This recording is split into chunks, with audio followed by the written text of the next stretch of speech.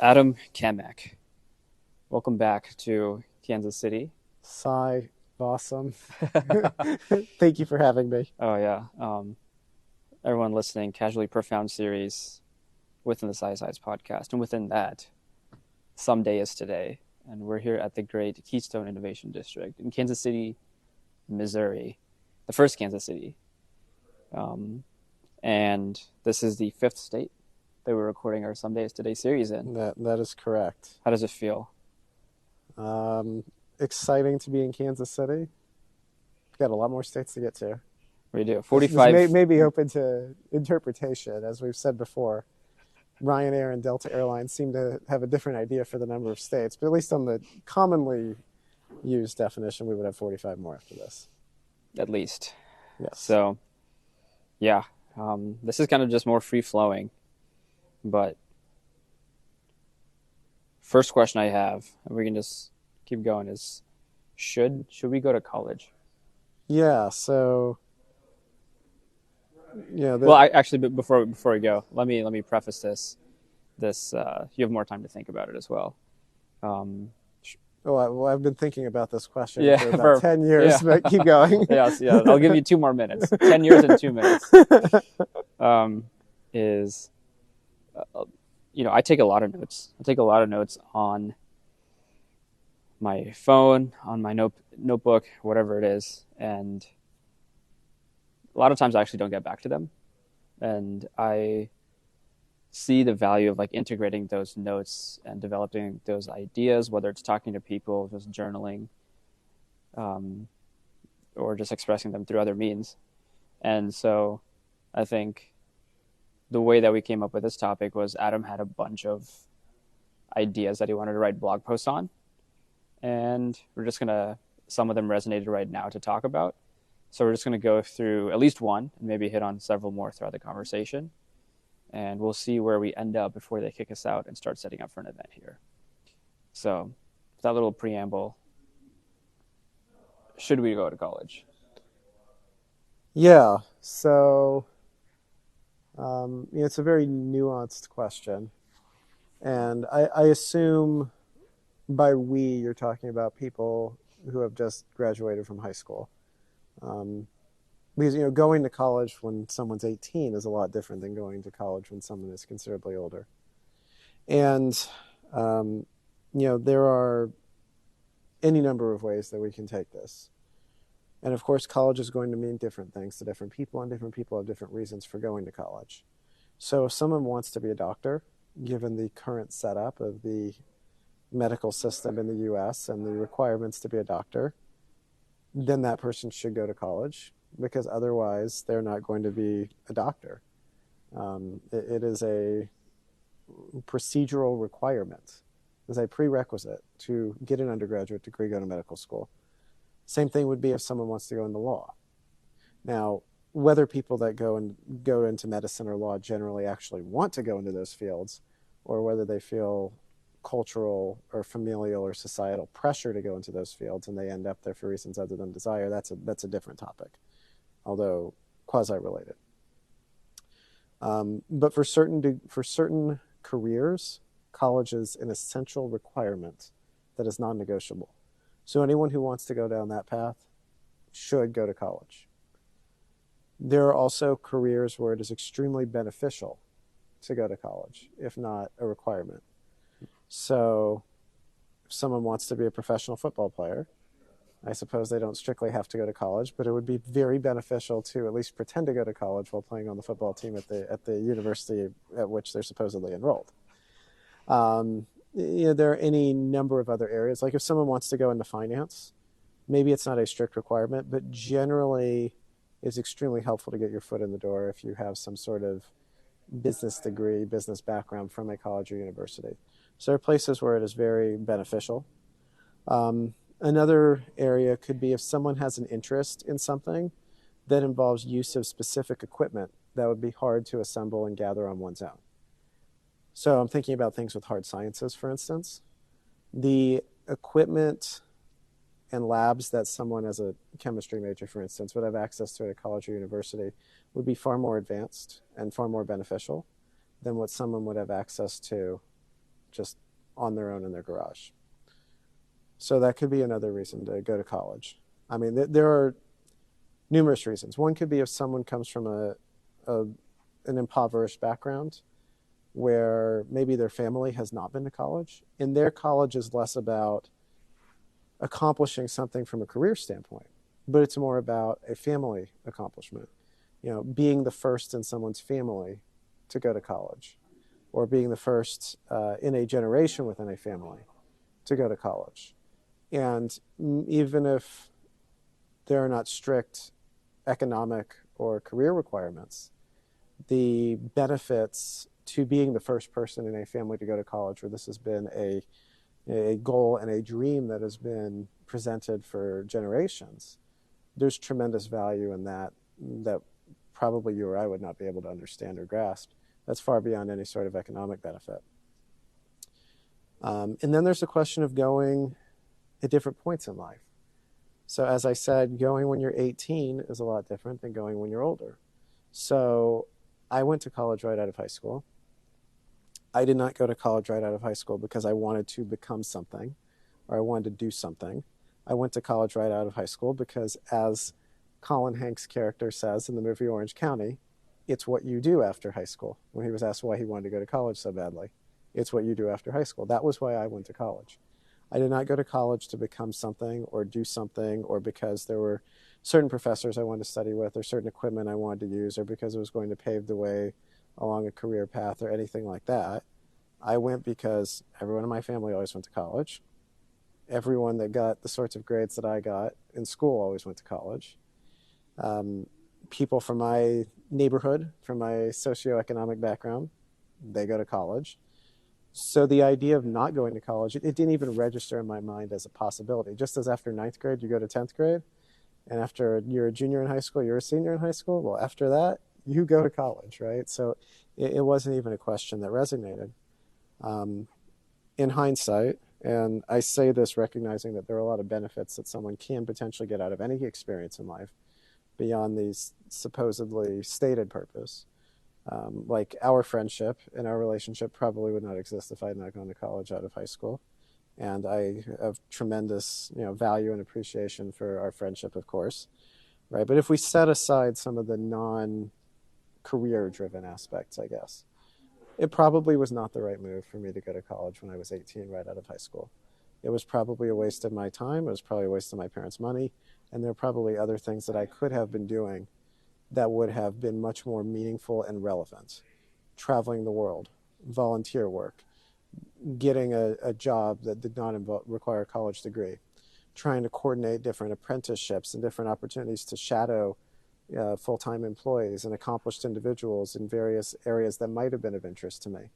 I think it would have made way more sense to spend a few years outside of a classroom setting, out there in the so-called real world, seeing what actually I liked and what I actually wanted to do, and interacting with people that are not the same age as me and who are not looking down on me from a position of authority, but people of good faith and goodwill, who had these different life experiences and these different career experiences.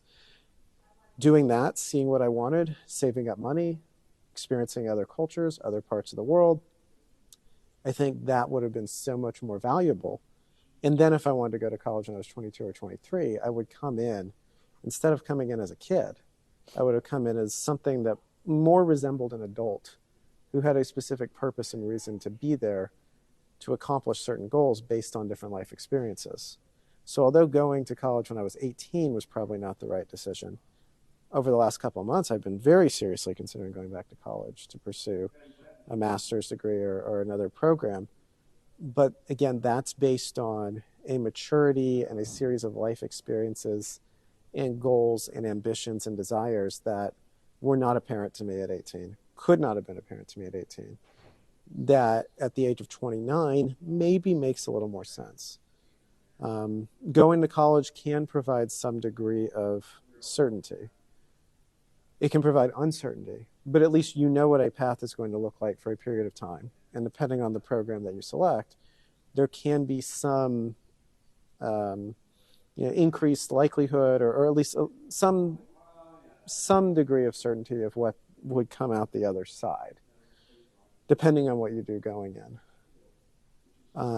So I would generally say that most people that go to college right out of high school should not go to college right out of high school.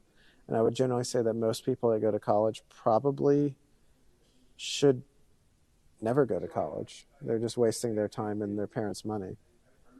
And the experiences that we have in college don't actually line up with the way we think of college, right? I mean, for many people, college is a time of parties and alcohol and marijuana. It's not a time of reading Aristotle and Marcus Aurelius, even if that's supposedly what it is. So, what happens in practice versus what happens in theory maybe are different things. But it's a difficult and a nuanced question, and there's no one size fits all answer.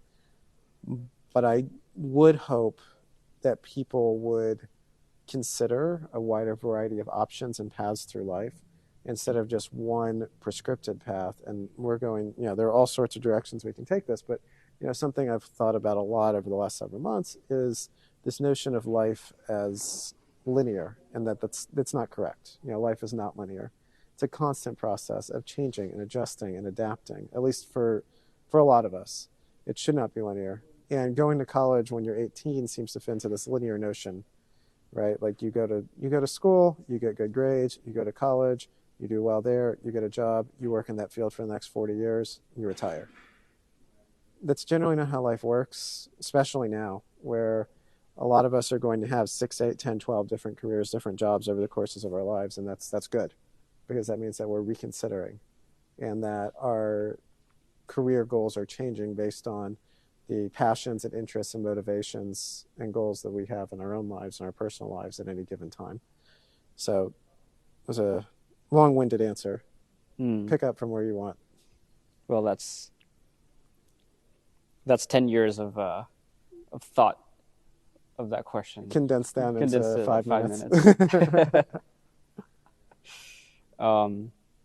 Yeah, I mean, I think the last point that you said about I will say one other thing that would be definitely a point in favor of going to college, and this ties into the question of whether it matters where you go to school as well, but the networks that you have access to and that you can build and leverage in college can be helpful. That doesn't mean that it automatically is, but if someone were to go to Harvard, the access to employers and people of power and influence and influential alumni and joining that alumni network at Harvard would probably have pretty significant and substantial benefits over not going to college. I don't know that would apply with every school and every program, but there are definitely schools and programs where tapping into that network and becoming a part of that alumni network could have very beneficial consequences. Mm-hmm. All right, now your turn. Yeah, like as I was talking about this with someone the other day, but in terms of parenting for kids, right? Like when I'm a parent for, let's say that's for someone going to college, let's say 25 years from now, right? Like, what is college going to look like at that point? And I mean, that's another thing, right? In a lot of ways, even if someone actually goes to class and does the work, a lot of what they teach is subpar, biased, watered down, ideological. A lot of it is not even as advertised. If someone actually does all the readings and goes to class and does all the assignments. So let's get specific here. What would you say are skills that you wish you had learned in an educational system that you may have now or you're working towards that you wish you had learned in school, in an educational institution? Yeah, that's a good question. I mean, there are a lot of soft skills that are not really taught in school that are critically important. The ability to speak well, the ability to write well, the ability to get along with others, to collaborate, the ability to build out a network, the ability to be fearless and not be afraid to say what you want and say what you believe and go and talk to different people. Um, the ability to sell. That's a skill that we don't learn in school. And gosh, that is vitally critical, whether someone's an entrepreneur or not, right? You're selling something, a vision, a resume, something that you bring to a company, something that you bring to an endeavor. You're selling something. So the ability to sell. Um, there are a lot of, I guess, harder skills that are outside of the career area, right? I mean, last time when we were at Forsyth Park in Savannah, we talked about not knowing how to do home repairs or change a tire or work on a car or anything like that, right? Those sorts of skills would be vitally important to learn. They're not taught in school. They very easily could be, but most people are not learning them in school. How to manage money, how to invest, how to plan for retirement, how to buy a house, whether you should buy a house. I mean, there are so many different things that are not taught that are so valuable and so much more important than the stuff that often is taught. I mean, even when they try to teach things of value, like how to speak a foreign language, they do an insufficient job. I mean, that would be a tremendous skill. I don't feel like taking 3 years of Spanish in high school or 3 semesters of Spanish in college has made me fluent in Spanish, but that would be a fantastic skill to have. So, I mean, it's kind of like opening a Pandora's box. But I mean, there's so many things. And another, major criticism I've had of this public school system and this school system in general, public, private, whatever, people get to the other side and they don't really know what they're doing. It's not that they don't have their lives figured out. No one is going to, I don't even think it's possible to have your life figured out when you're 18. And I would be concerned if anyone does, because then what's the point of living the next 70, 80 years? Is that just like going through the motions? Where's the joy and the excitement if it's all scripted? But to get to the end, like I said earlier, I went to college just because that's what was expected of me to do, and that's what everyone did. I didn't know why I was doing it. I didn't know what I wanted to become. I didn't know what I want to do. I still don't know those things. No one ever sat down with me and said, "What are you good at? What do you like? What interests you?" and tried to build ideas off of that. And maybe that's not a skill, but the ability to get to the cusp of adulthood, get through adolescence, and have something that you like and feel passionate about, and some concrete step that you know that you can take to try to get there. That seems to be something that is missing far too often as well. So much of school is conforming to rules, doing what is necessary to get a certain number or letter grade connected to an assignment, appeasing supposed authority figures. Very little of it is actually connected to personal development and growth towards developing skills and abilities that are actually useful to cultivating a sense of leadership, an ability to be a self-confident individual. A lot of these things have to be developed on one's own later in life. And I feel like all of those things would be helpful. So much of school is being scared to put your hand up, scared to say something, scared that you're going to get in trouble, scared that you're going to be sent to the principal's office, scared that you're going to upset someone. That's a bad way to go through life. I mean, it just is. How can anyone do anything worthwhile if they're scared to say what they're thinking, if they're scared to be honest, if they're scared that someone's going to judge them, going to look down on them, going to denounce them, going to get them into trouble? How can anything worthwhile be accomplished when people are just putting their heads down, doing what they're told, and going home at the end of the day? Doesn't that sound terrible? Yeah. I mean, it sounds like a lot of people. Yeah, it does. Um, That I guess that's why we're having a casually profound conversation yes. right now to explore this. Yeah. Also, like those are, so you mentioned a lot of things in there that were like things that you would Yes, for yourself. right. What about kids who you've seen now graduate high school and are in college firsthand, who you've worked with and taught, Yeah. what skills do you think, like someone going through high school and college now, like, all right, instead of trying to get that 95% versus maybe like an 85 on a test, right? Like Well, what skills would you rather I mean, them focus on? right, and then, I mean, that brings the question of whether grades matter. I mean, what does that 95 or 85 actually represent? It represents the ability to cram a bunch of stuff into your head and that you're going to forget 10 minutes after the test is over. Like, how valuable or meaningful is that? I guess it's some kind of signaling device. Hey, I'm capable of doing well in this conformist setting where I'm told to learn certain things and I learn them. Mm-hmm. Um, I mean, what skills should someone learn or um, should individuals I've observed firsthand be developing? I mean, again, it's so hard to give a one size fits all answer, and that's one of the big problems with school as well. Is it's very one size fits all. There's someone who stands up at the front of the room, and over the course of the day, they're going to see dozens upon dozens upon dozens of students. Might see 200 students, right? 150 students, and they're going to have the same expectations for every single one of them. Something that you and I have talked about, numerous times over the years. Different people have different goals, and different people have different things they want to accomplish, and different people have different things that would bring them joy and happiness. For some people, they want a job where they can clock in, clock out. It's 9 to 5, Monday through Friday. When they're not there, they don't have to work about anything. They don't have to think about anything.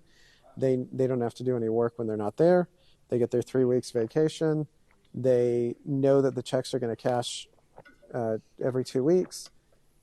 And then they're going to spend their time that they're not at work with their spouse, raising a family, coaching their kids' Little League team, being at their kids' piano lesson and choir concert, going on occasional road trips or vacations.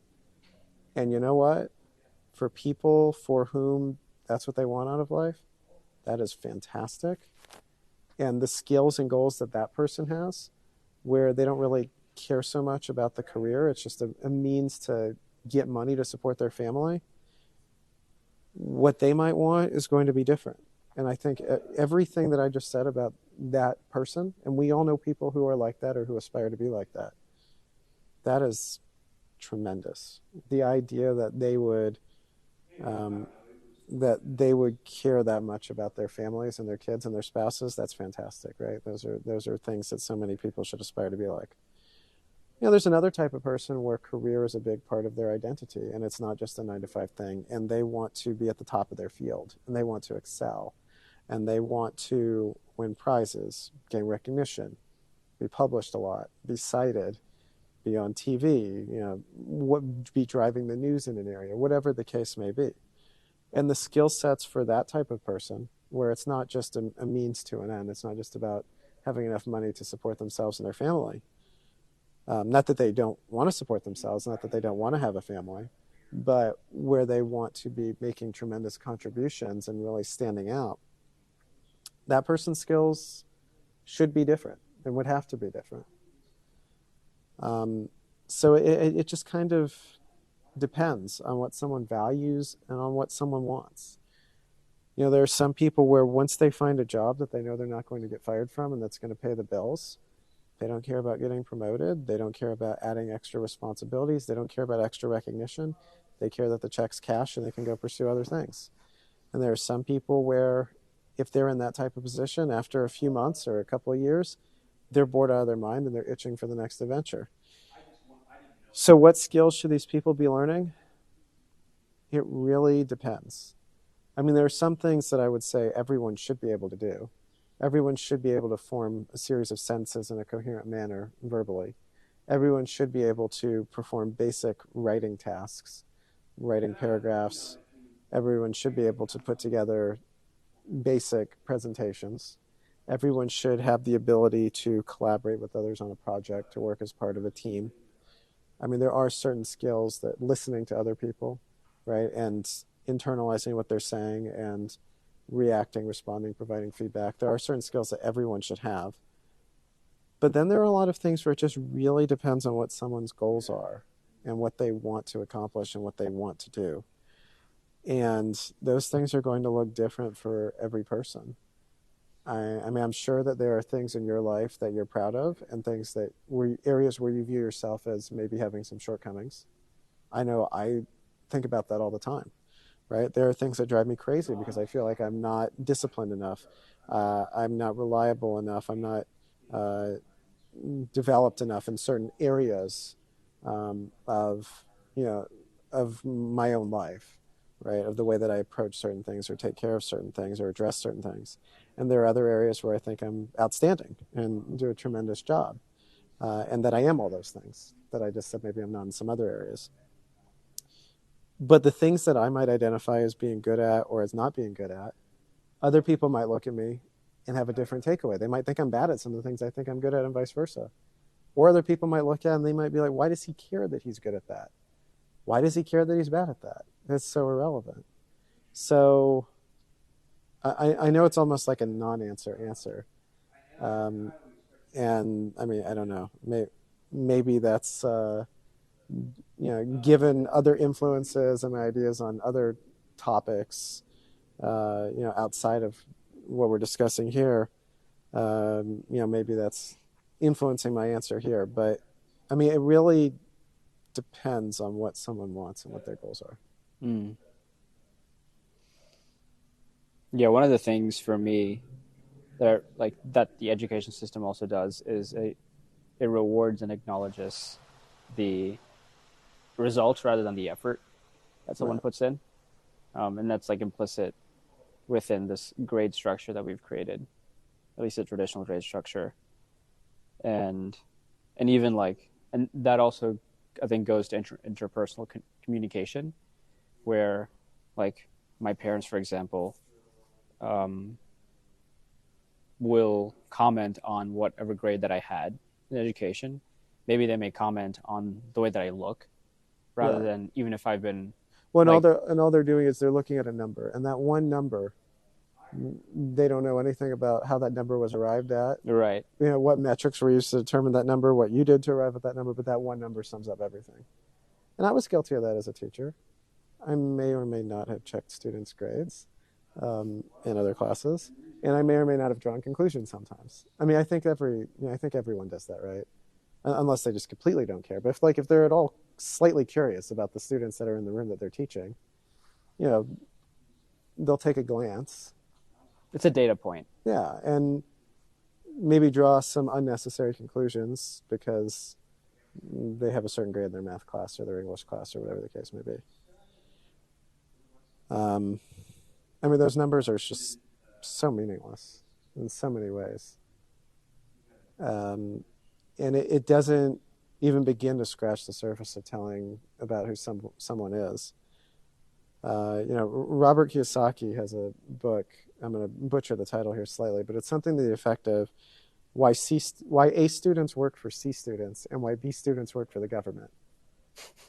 And I think never heard of this before, I've evidently. not. No, that's a great. Yeah, but I think that's an interesting way of thinking about it, right?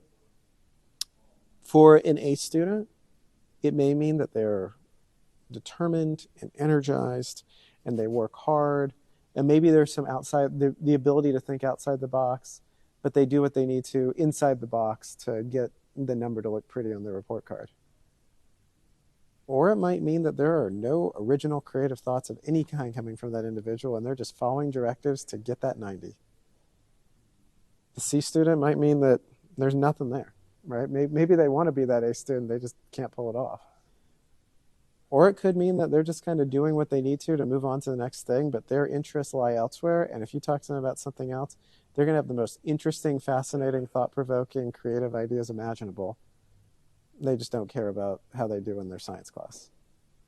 So they're going to do what the minimum needed to get by there.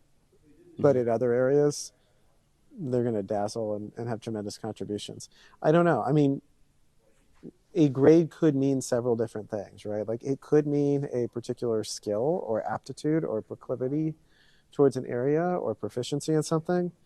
Or a lot of the time it's just about playing a game of conforming and checking boxes that authority figures want. And that could be beneficial as an adult. That may be very limiting and restricting as an adult as well. yeah, those C students, according to that quote, or is it, it's a book title? Yes. Okay.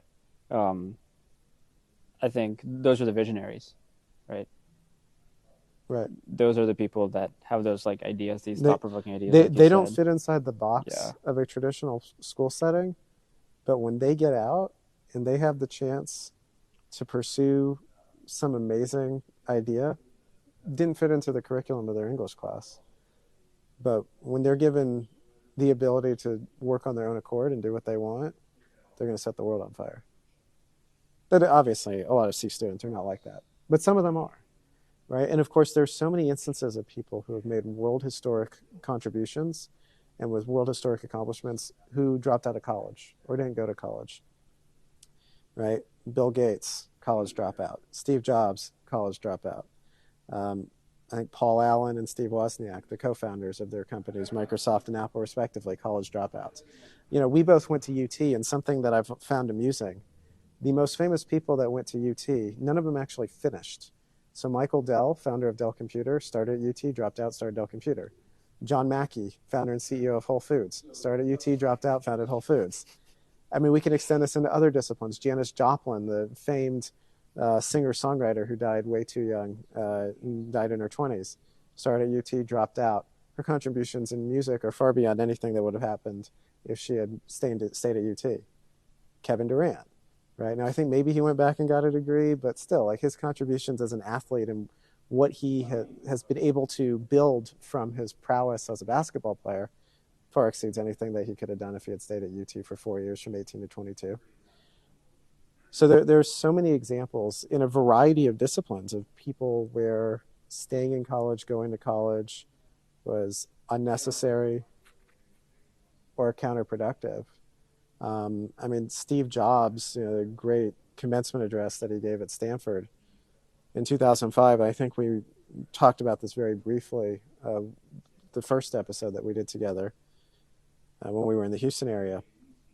But he went to Reed College very briefly, and you know he dropped out, and by dropping out, instead of taking all the required classes, he was able to explore areas of interest to him, and maybe that didn't directly lead to a job, but the influences that he had from that time of being able to explore calligraphy, for instance, which wasn't a part of his career plan, but that influenced that influenced the typeface that was used when he created the Mac 10 years later, right? I mean, the experiences that he was able to have by dropping out of college were far greater, and the contributions that he made were far greater than would have been the case if he had stayed in college.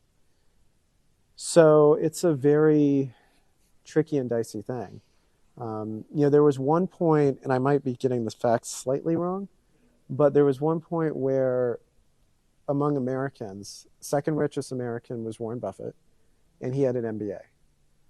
The next highest person on the list with an MBA was number 22, Phil Knight, founder and CEO of Nike. And we always think of getting an MBA or a business degree as being vitally critical to being successful as a business person. And maybe for some people it is, but for a lot of people it isn't. So a lot of people who really rise to the top and make these tremendous contributions, and that's not to say that we should be arrogant enough to think that we're a Bill Gates or a Steve Jobs or a Michael Dell or a John Mackey or any of these people. But there are people from our generation, from the next generation, who will end up having accomplishments that are on par, or at least in the same ballpark as them. Sometimes those people can thrive in a traditional school setting and then leverage that to success. And sometimes it's removing themselves from the restraints and the strict confines and conforming expectations of a traditional school setting that allow them to be able to fly and to find their path and work their way towards making these great contributions. So it's it's a very, I mean, it's a very person by person thing, but Mm-hmm. it really just depends. Yeah, like as I'm thinking about, my mind always jumps to like this visionary mind, creative mind, where all right, and also like a bottom up approach, where all right, what are the aspects, what are the skills that you'll learn in a educational system, like deconstruct it Right. and then reconstruct it based off of those skills. And of course, a lot of these skills are things that someone with a library card and a Wi-Fi password can also do. Right. Right. I mean, the entire MIT curriculum is available open source, free online. Yeah, that's crazy. Right. I mean, every book from prior to 1928 is available for free online in the public domain.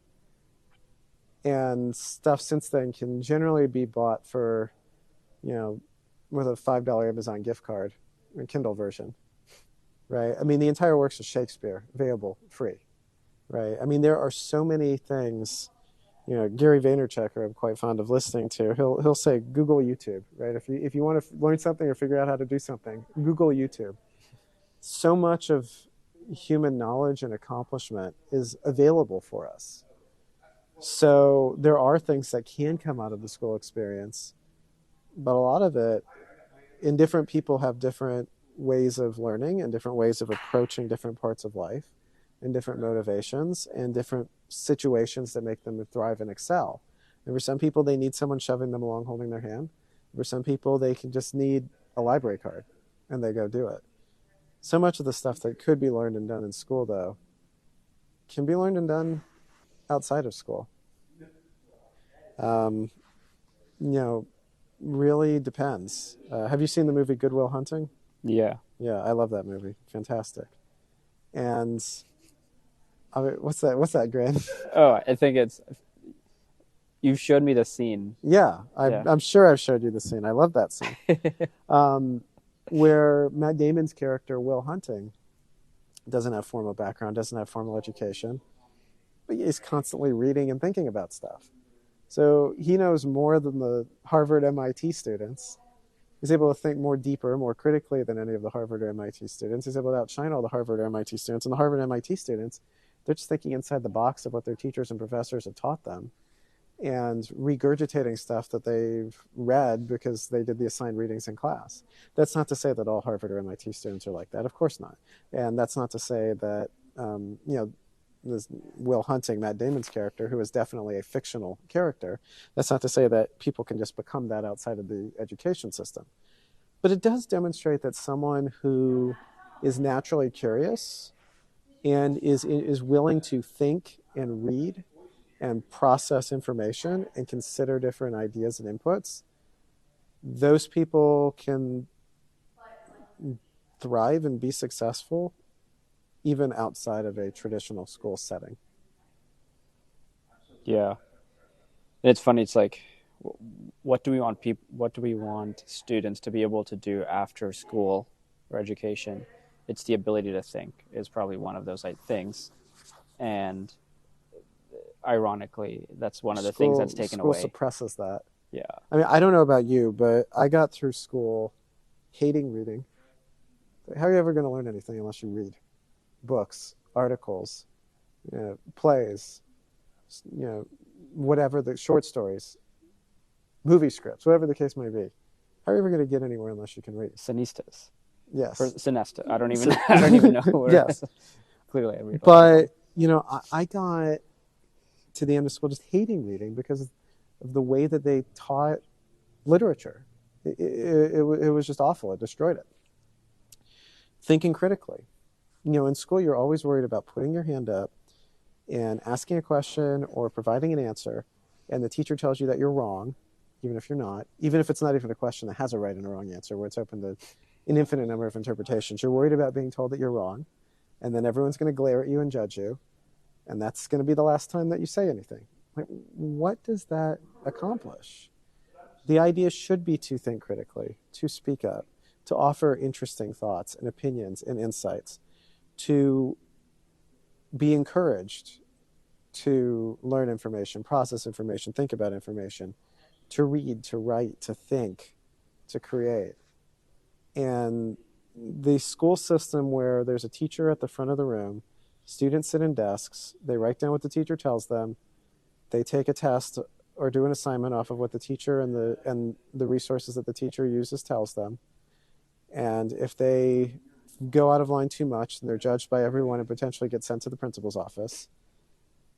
What does that accomplish? Mm-hmm. And having someone stand at the front of a room with a bunch of people sitting there listening, I mean, that's been around since ancient Greece. Aristotle did that, right? And not, this is not a critique of Aristotle. That can happen another time, but it's why would that necessarily be what makes the most sense in a far different world today? That doesn't necessarily mean it doesn't make sense for some people in some settings. It might, but why should that be the default? Why shouldn't people at least consider some other options before going with that? Mm-hmm. Yeah, thinking and then feeling. Um, I don't like. Well, I mean, I that wasn't there at all well, and for me. that's another thing about school, right? The way that people interact with and engage with other people is completely distorted, right? So any notion of empathy, the way that respect is viewed as you sit in your seat and don't say anything and don't upset the apple cart. Okay, but respect, like in a real world context with other human beings, can take a much different form. Um, the way that people talk to each other, the way that relationships look, the way that collaboration looks. I mean, these things are all distorted. And another thing with feeling would be like internally, how you view yourself, your self-worth, your self-confidence, what your interests and passions are. So often in school, people are discouraged from pursuing their passions and interests. So often in school, they're made to feel worthless because their grade wasn't good enough, or their answer wasn't good enough, or someone was better, or someone, excelled in an area where you have a shortcoming. Right, and it's not just school Right. because like the person that you shared before this conversation that read your blog post and then quit their job, Right. right? Like those impacts of self-worth or following a certain indoctrination doesn't just extend to the purview of when school ends. It's their entire life until they, Yes, yeah. these things stick with us.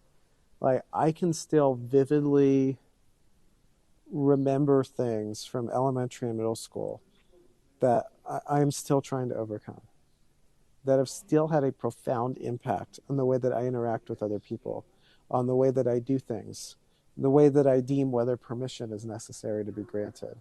The ways that I viewed when I should say something, when I should keep my mouth shut, what I can say in certain settings, what I can't say in certain settings.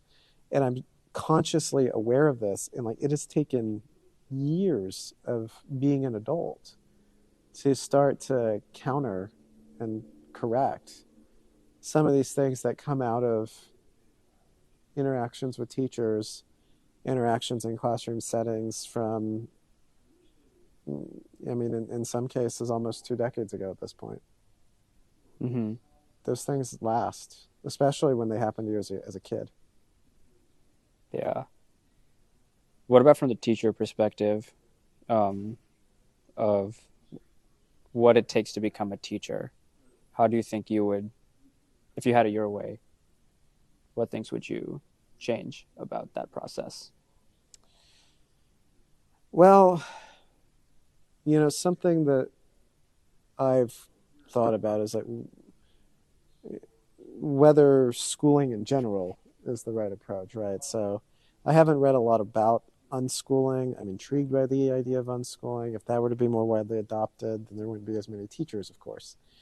But I guess if I'm going to give a shorter answer to your question and we're going to operate within some premises that that are currently accepted that maybe should not be accepted and should be reconsidered, but if we're not going to do that, um, Ayn Rand was fond of saying check your premises. Well, here on that front, but if we're not going to check the premises and we're going to concede them, um, and this would be very difficult to implement, but this exists in other professions to some degree, having some sort of market mechanism that determines salary, benefits, position, responsibilities. Basically, a way of encouraging and celebrating and recognizing and promoting the people that care the most, put in the most effort, do the best job, and ways of punishing isn't the right word, but reevaluating those where that's not the case. So it's kind of like a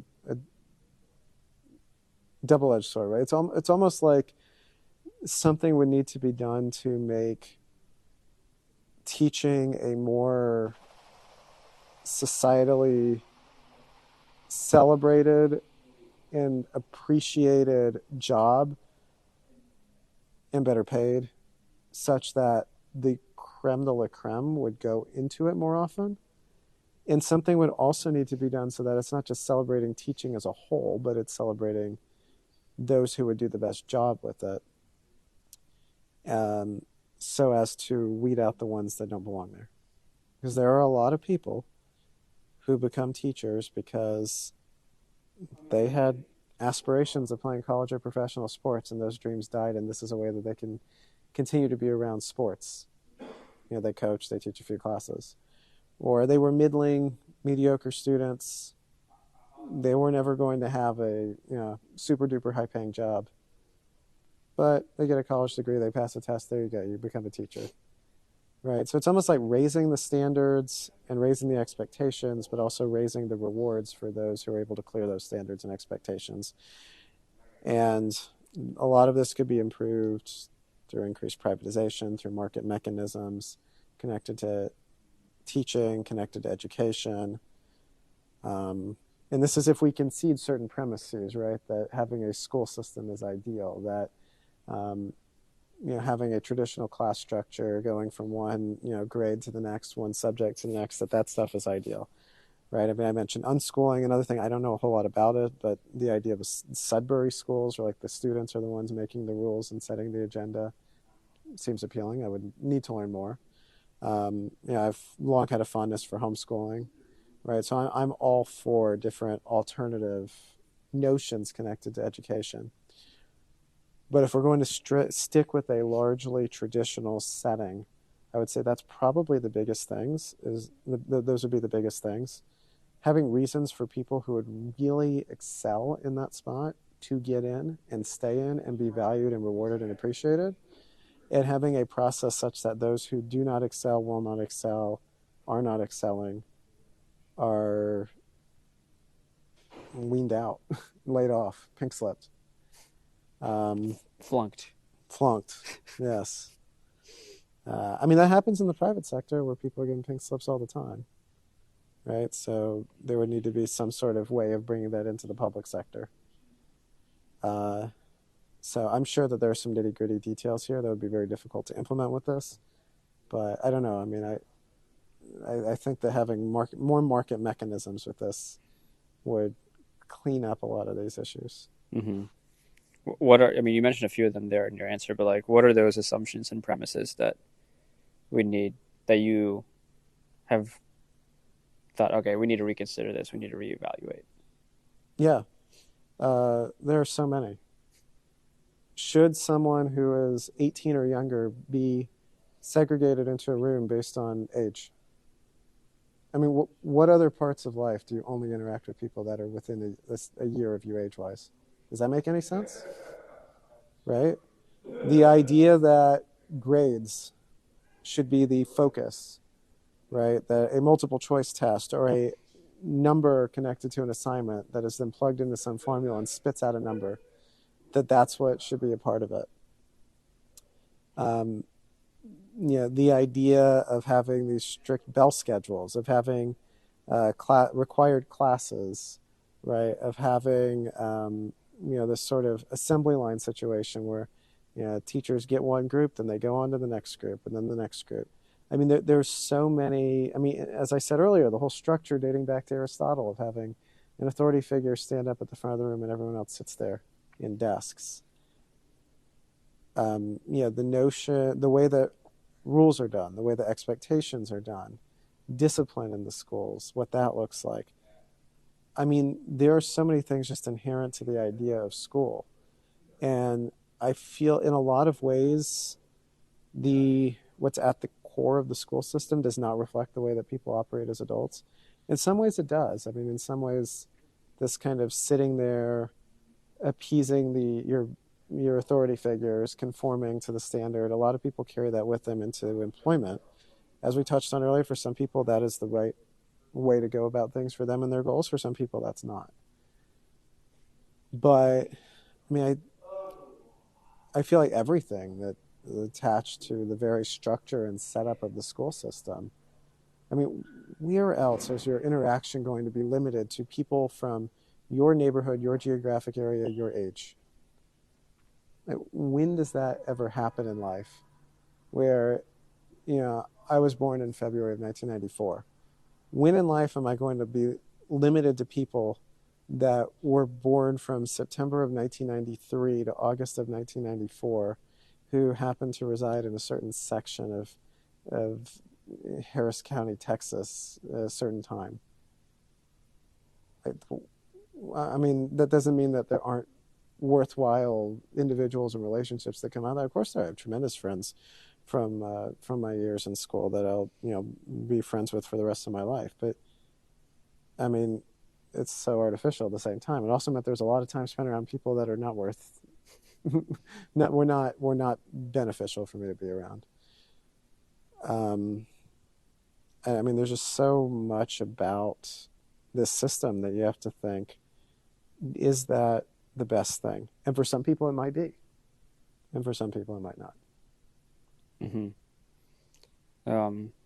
By the way, I don't know if you guys heard, but there was appeared to be a car crash that happened. I don't know if you heard that. I saw you looking up. Yeah, well, yeah, people ran out there, Yeah. and there was a honk, and then a tire screeching, and then a large thud. Two cars crashing. So hopefully they're okay. Um, but I mean, speaking of being okay and like health, right? Like health of children is another thing, right? It's like, Yeah, I mean, well, like what are we feeding them? What's the actual right. knowledge that we're? The food is atrocious. Yeah. The way that exercise and fitness is approached is generally pretty bad in a lot of cases. Bullying runs is an epidemic in these schools. Mental health issues.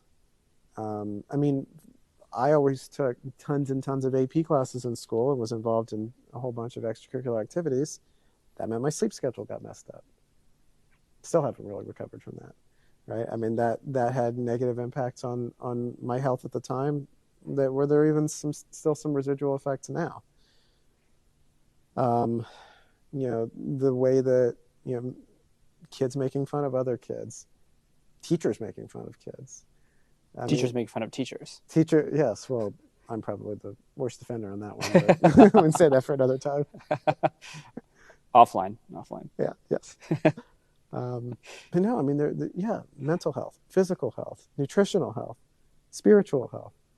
Like there are just so many areas where it's just detrimental, and that doesn't mean that it's wrong for every single person.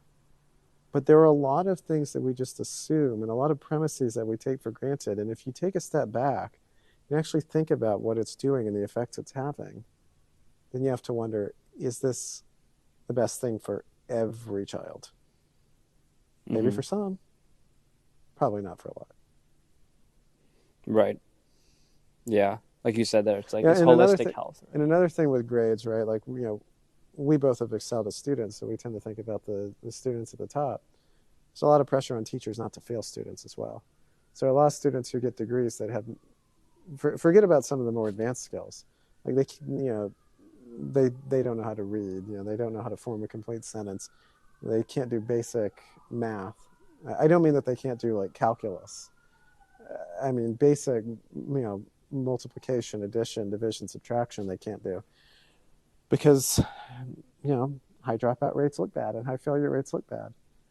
So there's a lot of pressure to plug in 70s and move kids along. Mm. That doesn't mean no one fails. Of course, there are students that fail, but it's a lot of pressure to minimize that. Yeah. Man. I mean, when I started teaching, I had an on-level class, a couple of on-level classes, and I was giving the students the grades that they got, which meant that when it came time to submit grades for the first time, half of them were failing. And I was told by the person in the room next door to me, you'll never get called into the office for passing too many kids. You'll get called into the office for failing too many kids. And, around this time, I got called in. I was explaining what the grade distribution should look like and what the typical number of failures should be. Last year, my last year as a teacher, there was a meeting with all the subject and department and leaders throughout the school. And there were a lot of things on the agenda. And one of them was, here's a report of percentage of students failing by different subjects and by different grade levels. What should be the ideal number of failures? What number should we be aiming for? And I mean, I guess those are reasonable questions to ask in some senses, but in other senses, it's like, well, if you're just shoving them along, even if we concede that they're learning real skills and they're learning real stuff, then why would it be beneficial just to give a bunch of people 7 days so that the number is at 10% instead of 12% or whatever, right? Or 15% instead of 18%? What does that accomplish? And those numbers compound over time. Yeah, those numbers compound over time. And I mean, for someone like that, again, these are hypothetical individuals, so it'd be different if we were dealing with a real person. But is the best use of their time really going to a public high school, or would a better use of their time being going to a trade school and learning how to weld and then getting a job in welding? Or learning how to work on cars and then becoming a mechanic. That's probably more worthwhile for them. That's probably more valuable. Mm-hmm. Yeah. Man, as we approach about an hour here, any other... That's it? I know, right? I mean, we're going to do maybe part 2 of this tomorrow, Yes. which is in a month in the Superior State next of door to Kansas. us. Yes. Hopefully in the Overland Park soccer complex. Yes. Or somewhere nearby. We can dream big. Yes, dream big. What would be a bigger dream? I mean, Shields. Recording at the Shields Overland Park soccer complex. Yeah. Any other kind of last thoughts? For right now. Well, I mean, I have a lot of thoughts on this topic. I think my last thought, or maybe not my last thought, but one of my last thoughts is going to be turning it around. I feel like I've done a lot more talking on this episode than you. So what are some of your last thoughts on these topics? Yeah, I mean,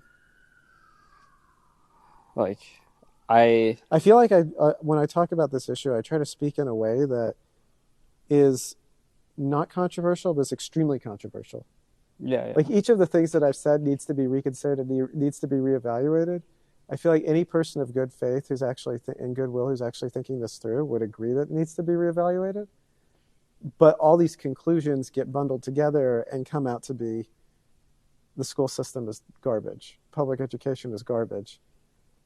And a lot of teachers are not worth their salt.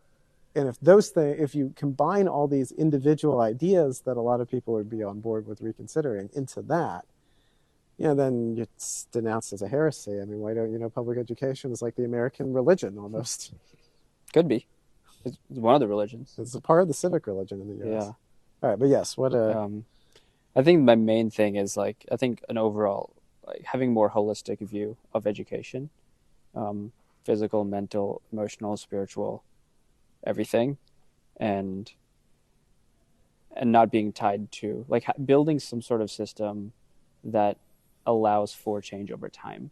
I think that's probably the main thing, and because that's one of the downfalls of this current system, where it was built one way and it hasn't adapted over time, or if it has, it's within a confined structure. Yes. And if we're able to build something that has these interchangeable parts, that is not reliant, has so many dependencies and premises built in, and we can easily enough change them when premises change. And look, questioning and reevaluating premises is hard.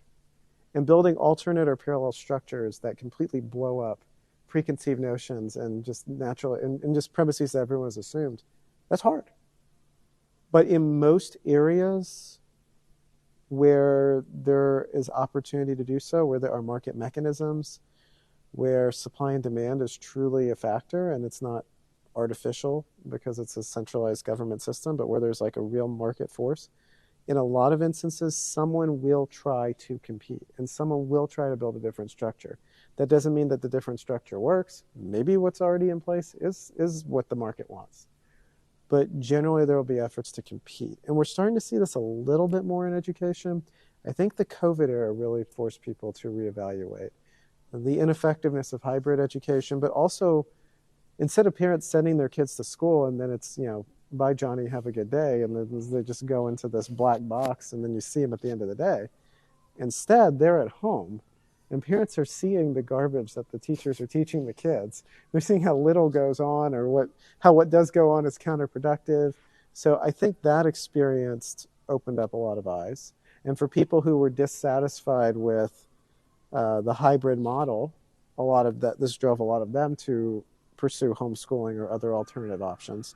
So I think there has been a little movement here. And educational entrepreneurship is probably on the rise now versus what it was 10, 15, 20 years ago. But still, I mean, there's a centralized system that people are required to pay taxes into, that where there's tremendous incentive to send one's kid into that system. So it's not a pure market mechanism, right? It's not really a free market based on true market supply and demand. And because of that, we don't get the challenges and the outside the box thinking, the alternate structures, the way that we might see in some other areas. Mm. And I think a couple of good ways to wrap a bow on this is a quote that I actually heard while I was seated here. Seated. Yes. So I may be one of those people who may not be able to create these sentences. I mean, you and I both. We went to public schools. What do we know? Yeah. Well, I was seated there. Every step of the way, by the way. Well, preschool I did not, but elementary school, junior high school, undergraduate, those were all public schools. So yeah, same. Here we go. Someone said on this stage right here, I think right where you're sitting, if you want to change your strategy, you have to change the structure. Yeah. Or something to that effect. Well, this is something that we've talked about before, and we've discussed this in the context of politics and governmental institutions, probably more so than education, but working on the system versus in the system. In the system, exactly. Right. Are we just tweaking what we have because we think that it largely works, and discussing whether it should be the electoral college or the popular vote that elects the president? Would it make more sense to have more people in the House of Representatives or fewer, right? Things of that sort. Or do we say the whole thing has structural issues and should be drastically reevaluated and reconsidered, right? And I think that notion applies with education. Mm-hmm. Yeah, I think changing the structure, changing this has to be one of the first top priorities. Is one of the most important things if you want to change the things within it. Right. And as we wrap up here, like this, I think this podcast. And the thing is, I mentioned Steve Jobs earlier. One of my all-time favorite commercials. Yes, I have favorite commercials. Good. Yes, of course. I'm sure everyone does. I mean, how could you know that? Yeah. Yeah. When Apple had their Think Different campaign, and yes, it was Think Different, not Think Differently. Right, yeah. Yes, even if Think Differently would be more grammatically correct, yes. But they had their Think Different campaign, and they had this ad called Crazy Ones, and it's like a minute long. Have you seen this? Yeah. And it's showing all these people who revolutionized various areas of society. Maria Callas, the opera singer, Alfred Hitchcock, the director, Richard Branson, the aviation and music entrepreneur, John Lennon and Yoko Ono. I mean, it's showing Jim Henson with the Muppets, right? And these are all Gandhi, MLK.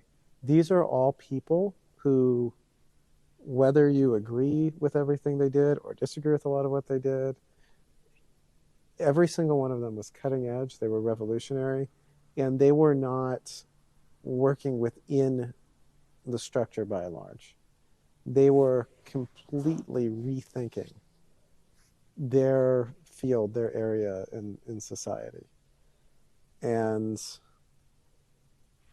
that's the way that music, film, race relations, governance structures, like India with the British Raj versus independence, and that's the way things get changed, is by having this dramatic rethinking of the way that something is, and having people who